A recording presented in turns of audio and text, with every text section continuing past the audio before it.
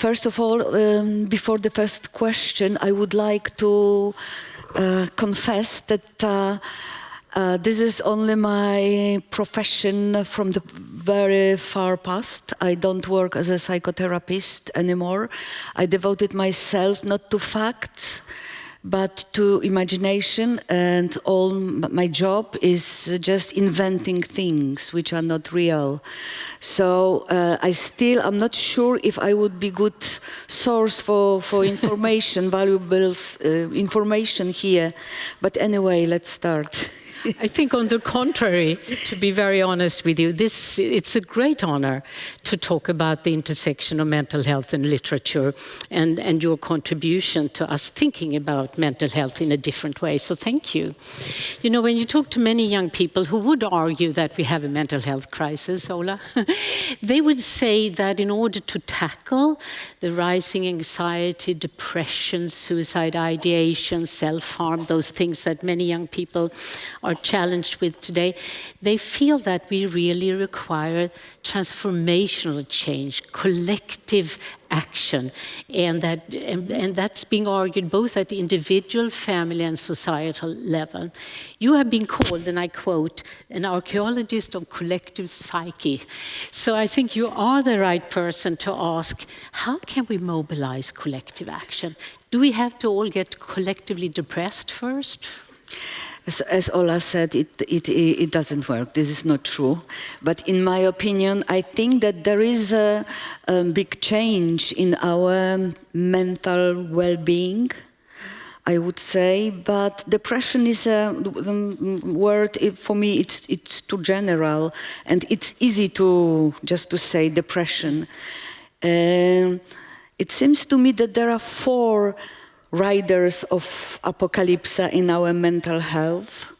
Of course, the anxiety, this is the first thing connected with the very not stable situation all over the world because of wars, a chaotic situation, very quick changes and so on, but also climate changes. And loss, that we are losing things. And for instance, like species of many animals, every single year, every single month, we're losing something from the nature, and we are quite aware of this. So we could say that we are in the constant mourning, which is not expressed, not even properly, but at all. And the third rider is helplessness, because we try to protest, we try to do, we try to sign letters and do everything what we imagine we can do, but it's futile, it doesn't work. So this feeling of helplessness is killing us. It seems to me that the psychologists used to say that helplessness very often becoming aggression. So this is my understanding of this cancel culture. So aggression, you know, towards people very similar to us. And the 4th rider of apocalypse is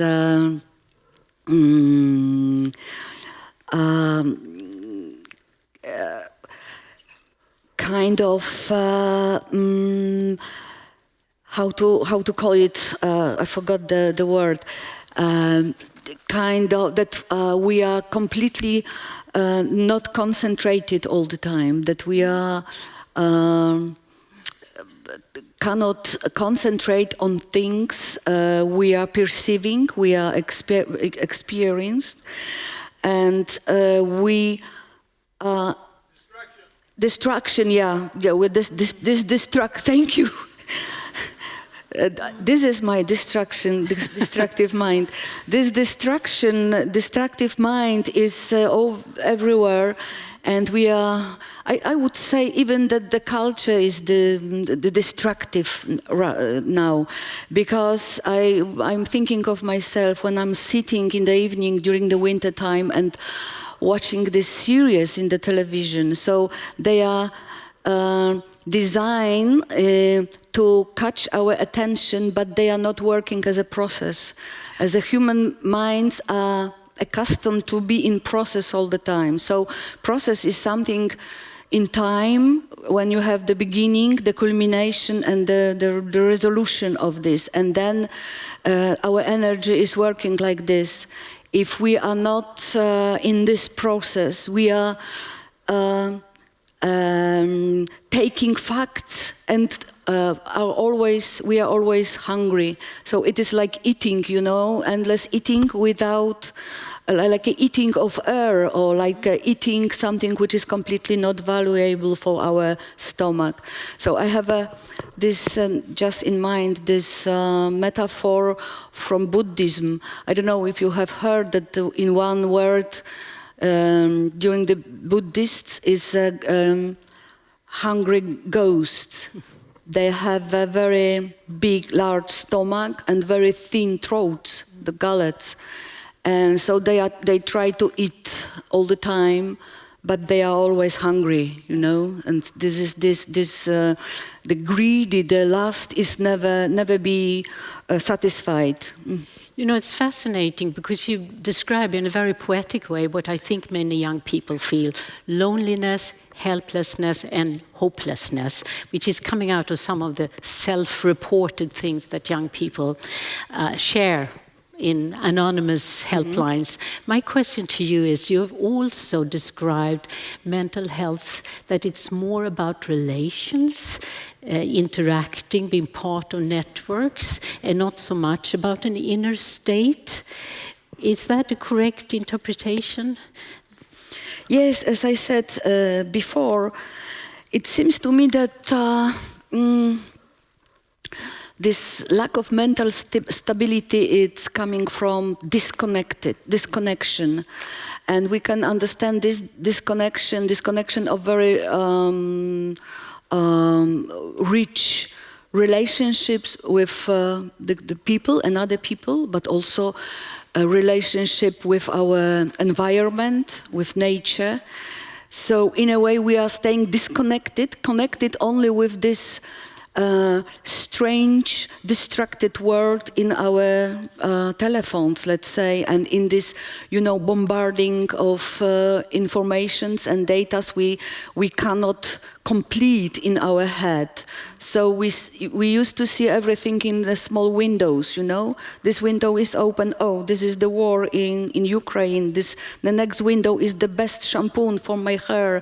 So everything is connected, and there is no this like a frame we could put everything in and create a kind of pattern to be understood. Our mind desperately need something to understand, something to explain to ourselves. So this destructive mind, it's something new, and I don't know how to treat it, what to do with this distracted mind. Right. This is not enough to say that just put out our smartphones away, just forget about spending evenings without this series in the television. I don't know. I am a writer. I can write an utopia, what will be later on in 200 years, for instance, if the world will be the same.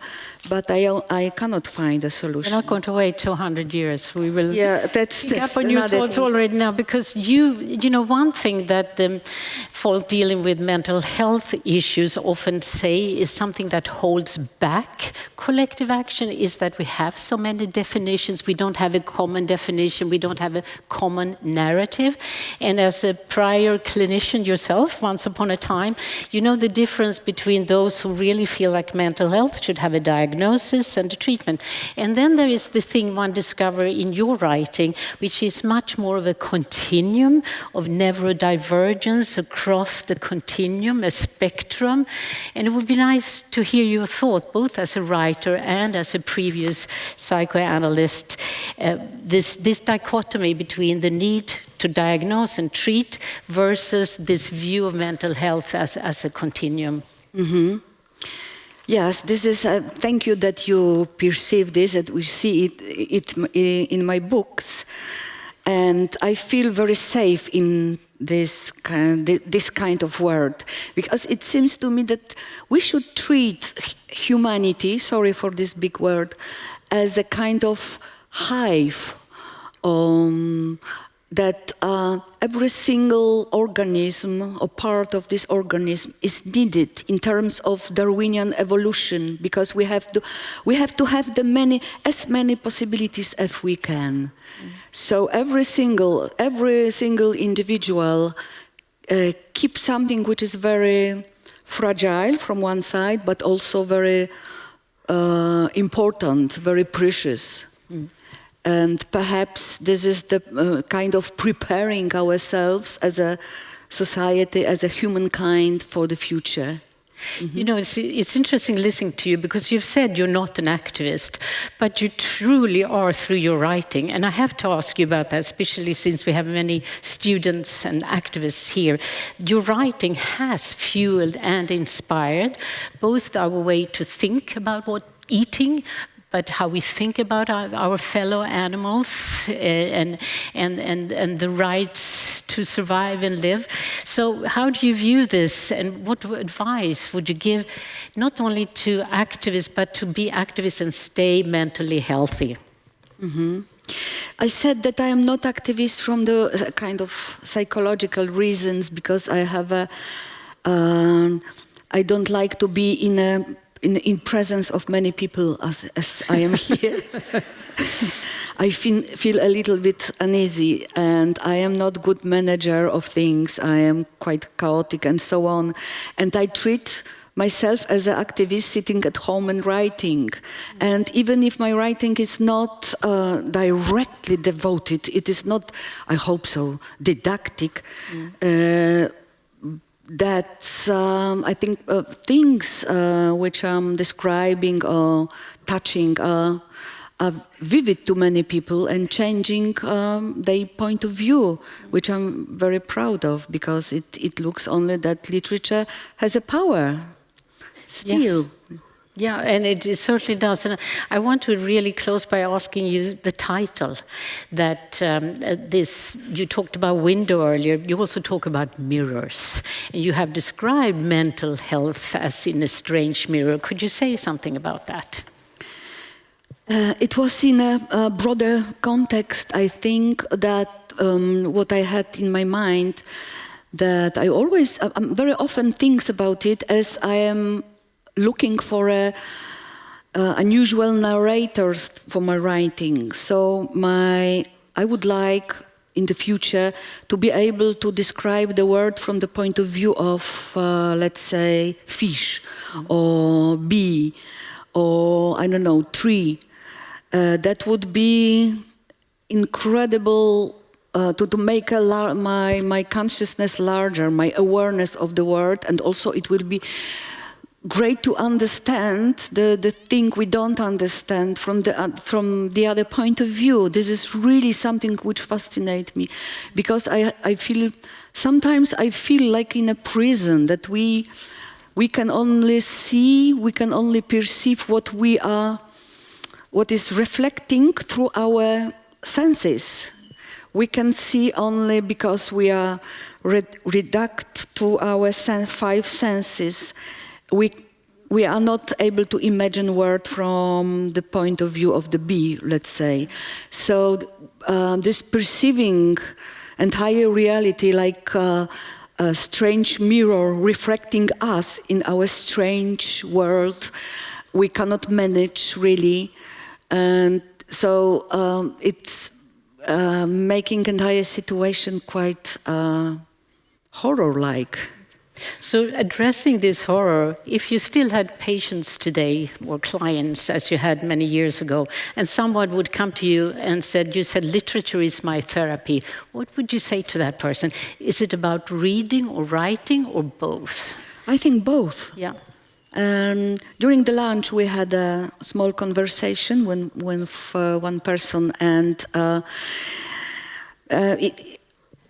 for me, writing and inventing things, it's for sure making me much more peaceful and making in my distracted mind making a kind of order. So narrative, every single narrative is good because it's creating like an ox of concentration of facts. So I am escaping from the world of windows, open and half open windows, and trying to, you know, to make things in order. And also reading. Reading is the second part of this, the second side of this coin. Reading connect me with another people. Can train us with empathy, showing the world we never have possibility to see, to meet.